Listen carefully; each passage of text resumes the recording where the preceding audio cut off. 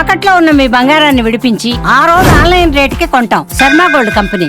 దివంగత మాజీ సీఎం ఎన్టీఆర్ వర్ధంతి సందర్భంగా కుటుంబ సభ్యులతో పాటు సినీ రాజకీయ ప్రముఖులు హైదరాబాద్లోని ఎన్టీఆర్ ఘాట్ వద్ద నివాళి అర్పించారు. నందమూరి బాలకృష్ణ, రామకృష్ణ, జూనియర్ ఎన్టీఆర్, కళ్యాణ్ రామ్ ఎన్టీఆర్ ఘాట్ వద్ద నివాళులు అర్పించారు. ఈ సందర్భంగా తండ్రి నటనను తనయుడు బాలకృష్ణ గుర్తు చేసుకున్నారు. నటనలో ప్రయోగాలు చేసిన నటనా ప్రావీణ్యుడు ఎన్టీఆర్ అని బాలకృష్ణ తెలిపారు. ఆయన విప్లవాన్ని తీసుకువచ్చారని అన్నారు. కష్టజీవుల కన్నీళ్లు, అన్నార్తుల ఆకలి నుంచి టీడీపీ పుట్టిందని చెప్పారు. పేదలకు ఉపయోగపడే పథకాలను ఎన్టీఆర్ ప్రవేశపెట్టారని గుర్తు చేశారు. ఆయన అంటేనే నటనకు నిర్వచనం, నవరసాలకు అలంకారం అని కొనియాడారు. ఆయన ఒక వర్సిటీ, జాతికి మార్గదర్శకమని చెప్పారు. ఎన్టీఆర్ లాంటి వారికి మరణం ఉండదని పేర్కొన్నారు.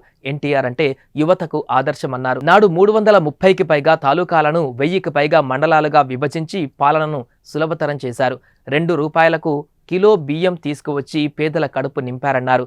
పేదలకు పక్కా ఇండ్లు నిర్మించి గూడు కల్పించి తెలుగువారి గుండెల్లో చిరస్మరణీయంగా నిలిచిపోయారని బాలకృష్ణ తెలిపారు.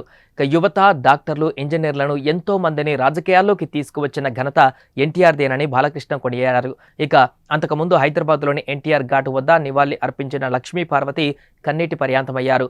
తనను కొందరు నాయకులు మానసికంగా వేధిస్తున్నారని ఆవేదన వ్యక్తం చేశారు. తాను కూడా ఎన్టీఆర్ ఫ్యామిలీలో ఒక వ్యక్తినే కదా అని అన్నారు లక్ష్మీ పార్వతి. ఏ ప్రభుత్వం అయినా సరే ఆయన ప్రవేశపెట్టిన పథకాలు ఎంతో సాహసోపేతమైనవి, ఎంతో ఉపయోగకరమైనవి, అలాగే ఎంతో సానుకూలమైనవి ప్రజలకి.